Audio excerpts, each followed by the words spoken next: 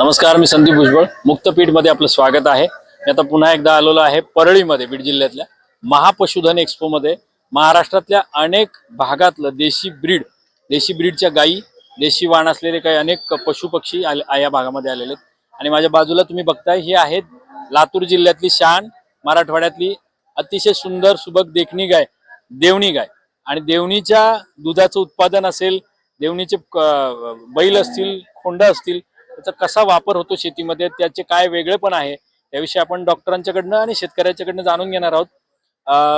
या एक्सपो मध्ये देवणी गाय असेल, त्याचबरोबर लाल कंदार असेल, गवळाऊ असेल, खिलार असतील, या मोठ्या संख्येने, हजारोच्या संख्येने गायी आलेले आहेत. एक पशुपालक आहेत देवणीचे, लातूर जिल्ह्यातले, आपले त्यांच्याकडनं जाणून घेऊया. सर, तुमचं नाव सांगा आणि तुम्ही कुठून आला आणि हे किती वर्षापासून देवणीचं संगोपन करता त्याविषयी सांगा. माझं नाव आहे सोनेराव श्रीपती लवटे. मी औसा तालुक्यातून, लातूर जिल्हा औसा तालुक्यातून आलोय. ही आमची काय तर दुसरी पिढी चालू आहे सांभाळण्यात, अशी जनावर देवणी गाय सांभाळतोय आम्ही. गोरणाई गाय सांभाळतोय. ही दुधाला बी चांगली, वासरे द्यायला बळकट आहे, वासरे चांगली पडते. शेतीच्या कामाला वासरीचे नंबर 1, लागवडीसाठी नंबर 1, पुन्हा दुधाला बी क्षमता चांगली ह्याची. दुधाला बी किती दूध किती देते पर लिटर? दुधाला पर गाय किती देते? हिनं 6.5 पिळली. साहेबांनी 6.5, 3 टाइम पिळली इथं गाय. 6.5 लिटर एका टायमाला 6.5 पिळली. 13 लिटर 13 लिटर पिळली इथं दिवसाला. म्हणजे मला वाटतं की गीर गाई पण एवढंच दूध देतात, त्याच्यापेक्षा जास्त दूध देतात. पण ह्या गिर पेक्षाही काही कमी नाहीये महाराष्ट्रामध्ये. खिलारपेक्षा दूध नक्कीच जास्त आहे. आणि बैल कामाचा काय अनुभव आहे तुमचा या कोंडांचा? बैल भरपूर, बैल मेहनती कामाला, कसल्या बी नांगरटी चलतो, कसल्या बी उन्हाला जाजावत नाही बैल ही कामाला. कुण्याच कामाला जाजावत, थंडीला जाजावत नाही, उन्हाला जाजावणार नाही. बिनगुरी कामाला बैल चालणार कामाशी बिनगुरी.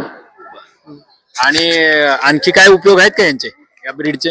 या ब्रीडचे उपयोग दिसा सुंदर, पुन्हा प्रदर्शन मध्ये जायला आपल्याला भाग घ्यायला चांगला आहे जनावर हे. कुणी बी असा कुठून बी आम्हाला फोन येतात आवरेजून, तुम्ही या. पुन्हा असं मग गाय आहे का, कारोड आहे का, अशी फोन भरपूर येतात आम्हाला. परत एकदा तुमचं नाव आणि गाव सांगा. किती गाय आहेत ते सांगा. सोनेराव श्रीपती लवटे. मी राहणार हासेगाववाडी, औसा तालुक्यात. माझ्याकडे अशा 2 गाय आहेत. अजून एक आहे घरी गाय. इथे एकच गाय घेऊन आलेलो आहे आपण. ही किती वर्षांची गाय? ही 6 वर्षाची गाय आहे. तिसऱ्या वेताला आता हिनं. तिसऱ्या वेताला 2 वेताला काय खोंड दिली की गाय दिली? एक वेळेला खोंड दिली ती पहिल्या वेताला, जालन्याला दिले, लागवडीसाठीच नेले फार्मला जालन्याला. 2 कारवडी दिली. आता गोरे दिली. 1 कारवडी आता गोरा आहे आता खाली. आणि आता तिसऱ्या वेताला मध्ये दुधाचा विक्रम केलाय. हा, तिसऱ्या वेताला दुधाचा विक्रम केला आता. 13 लिटरची. या गायीविषयी माहिती सांगण्यासाठी अतिशय तरुण पशुवैद्यक आहेत, डॉक्टर विशाल येवले.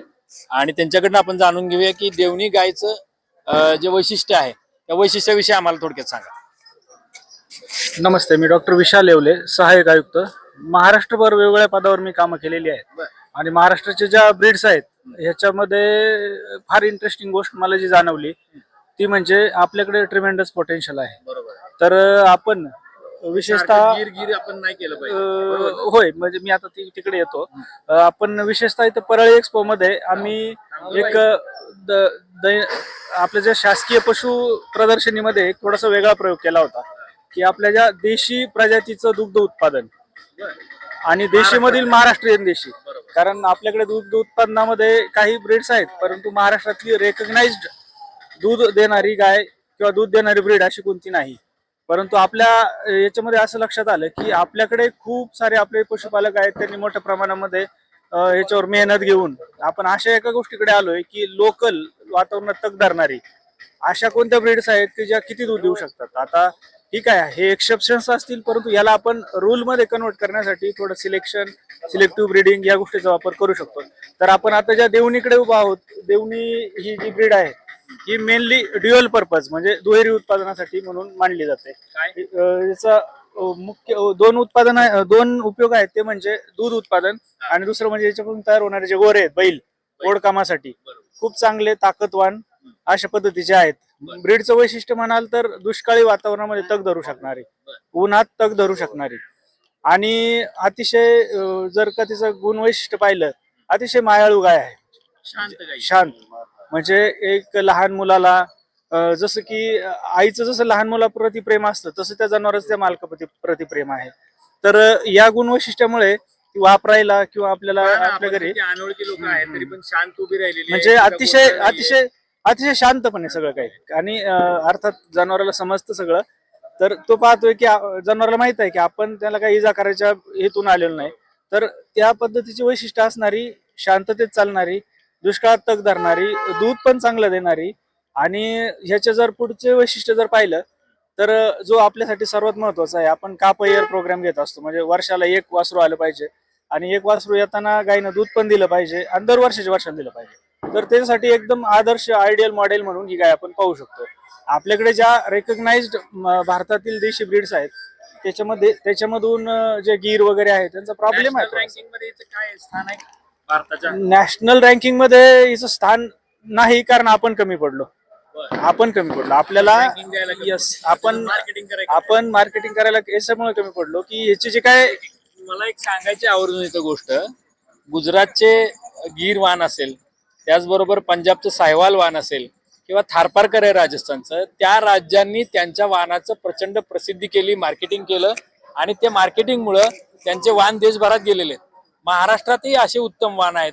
खिलार आहे, डांगी आहे, गवळाऊ आहे, देवणी आहे, लाल कंदार आहे, पण त्याचं जसं पाहिजे तसं प्रमोशन झालेलं दिसत नाही किंवा आपण त्यात कमी पडलो असं आवर्जून आपण सगळ्यांनी, महाराष्ट्रातल्या प्रत्येक शेतकऱ्यांनी ही गोष्ट लक्षात घेतली पाहिजे. बोला डॉक्टर. त्या अनुषंगाने मला असं म्हणायचं की आता जो वातावरणीय बदल किंवा चेंजिंग सिनेरिओ, ओढकामासाठी बैल हा आपला प्रायोरिटी राहिलेला नाहीये. आपण देशी गायचं दूध, त्याच्या आरोग्यासाठीचे फायदे, तर ह्याच्यासाठी आपण आपल्या वातावरणात शेण गोमूत्र आहे त्याचे फायदे निश्चितच आपल्याला वाढतोय शेत निश्चितच आपल्याला आपल्या वातावरणामध्ये तग धरू शकणारी, उत्कृष्ट प्रतीचं दूध देणारी अशी जर ब्रीड निवडायची म्हटलं तर आपल्या महाराष्ट्रातून टॉप मध्ये आपली देवणी येते. आणि ह्याच्यामध्ये आपल्याला अर्थात MLDB आहे आपली किंवा विविध असे ART प्रोजेक्ट आहेत. याच्या माध्यमातून या ब्रीडला भविष्यामध्ये फार मोठं रेकग्निशन मिळण्याची शक्यता आहे. फार मोठं रेकग्निशन मिळण्यासाठी शासन स्तरावरून, खाते स्तरावरून आपण प्रयत्न करणार आहोत. आणि जे काय भाग परळीचा एक्सपो आहे मराठवाड्यामध्ये, निश्चितच आपण मराठवाड्यामध्ये स्पर्धा घेण्याचा उद्देश हा होता की जास्तीत जास्त मराठवाड्यातील पशुपालक, मराठवाड्यातील ब्रीड्स याच्यामध्ये सहभागी होतील. कारण आपण पाहिलंय खिलार वगैरे ब्रीड ही एक वेगळ्या कारणामुळे चर्चेत आहे, ते म्हणजे त्यांचे जे शर्यतीचे बैल आहेत. परंतु शर्यतीचे बैल याला आपण ग्लोरीफाय केलेलं आहे. दूध उत्पादन, देशी गाईचं दूध उत्पादनाला आता चांगले दिवस आलेले आहेत आणि त्याला ग्लोरीफाय करण्यासाठीची ही एक अतिशय चांगली सुरुवात झालेली आहे. आणि या स्पर्धेत हे जे काही पशुपालक आहेत, थोडं थांबवतो तुम्हाला. ग्लोरीफाय म्हणण्यापेक्षा गरज आहे असं आपण म्हणूया जास्त, कारण ग्लोरिफिकेशन त्याचं होतं ज्याची गरज असते. निश्चितच आता प्रसिद्धी ग्लोरिफिकेशनच्या थोडं पुढे गेलं पाहिजे. नक्कीच प्रसिद्धीमध्ये ही खरंच गरज आहे. देशी गायींचं दूध असेल, बरोबर. तर डॉक्टरांनी पण मगाशी सांगितलं की उपयुक्तता जास्त आहे त्याची. निश्चितच. बोला. तर ग्लोरिफिकेशन मी शब्द असा ऐकला कारण आपल्याला ग्लोरीफाय केलेलंच आवडतं, हा, तो आपला परंतु आपल्याला समोर आहे. जास्तीत जास्त लोकांकडे पोहोचून, बेसिकली सोनं ते सोनंच असतं, त्याला सोन्यासाठी जास्त फार काही करावं लागत नाही. तर हे निश्चितच महाराष्ट्राचं सोनं आहे. आणि ही जी ब्रीड आपण पाहतोय, एवढं देखणं जनावर जर चांगलं दूध देत असेल तर प्रत्येक, आता आपण जे काय दुधाची जी आपली गरज आहे, तुटवडा आहे, तो भरून काढण्यासाठी जे काय प्रयत्न सुरू आहेत त्याला सिस्टमॅटिक वेनं आपण देशी प्रजातीचा सुद्धा त्याच्यामध्ये सहभाग करून घेऊन किंवा त्याच्यामध्ये अजून देशी प्लस संकरित अशा काहीतरी करून ह्या सगळ्या गोष्टी आपण करू शकतोय. आणि आपला जो भर आहे वातावरणाच्या दृष्टीने जर पाहिलं तर मराठवाड्यामध्ये किंवा ज्या दुष्काळी थोडासा अवर्षणग्रस्त, कमी पाऊस देणाऱ्या अशा भागामध्ये निश्चितच देशीमध्ये देवणीचा हा ट्रॅक आपल्याला अतिशय चांगल्या पद्धतीने डेव्हलप करण्याला वाव आहे. मी पुन्हा एकदा काही गोष्टी नमूद करतो. मराठवाडा, तापमान वाढ, त्याचबरोबर देशी गायींच्या दुधाची वाढती मागणी, औषधी उपयुक्तता, या सगळ्या गोष्टी जर लक्षात घेतल्या तर मराठवाड्यासारख्या थोडा शेतीत मागास असलेल्या भागामध्ये खूप मोठी संधी आहे. देशी ब्रीड वाढवणं, देवणी असेल, लाल कंदार असेल किंवा गवळाऊ सुद्धा असेल, आणि त्याचं म्हणजे बैलांचं पैदास करणं असेल, दुधाचं उत्पादन असेल, हे भविष्यातलं मोठं मार्केट असू शकतं. आणि याच्याकडं शासनानं असेल, शेतकऱ्यांनी असेल, जसं पश्चिम महाराष्ट्रात सहकाराने या वेगळ्या तत्वावरती काम झालं, दुधावर, साखरेवर काम झालं, तसं भविष्यामध्ये मराठवाड्याला एक संधी खुणावते की देशी ब्रीड घ्या, त्याचं दूध आणि दुधाचे बाय प्रॉडक्ट असतील आणि प्राणी असतील त्याच्या उत्पादनामध्ये आणि त्याच्या पैदाशीमध्ये काम करायला मोठी संधी दिसते. हवामान बदलाचं संकट तीव्र होत जाणार आहे, ते अजून कमी होणार नाही, ते वाढणार आहे. त्यामुळं या संकटाच्या काळामध्ये देशी वाहनच आपल्याला काही मार्ग दाखवतील असा या सगळ्या शेतकऱ्यांचाही अनुभव दिसतोय आणि या तज्ज्ञ पशुवैद्यकांचाही अनुभव तोच सांगतोय. थांबूया इथं. मराठवाड्यातल्या शेतकऱ्यांनी या ब्रीडची दखल घ्यावी आणि त्याच्याकडे संगोपनाकडे वळावा अशी अपेक्षा करूया. धन्यवाद.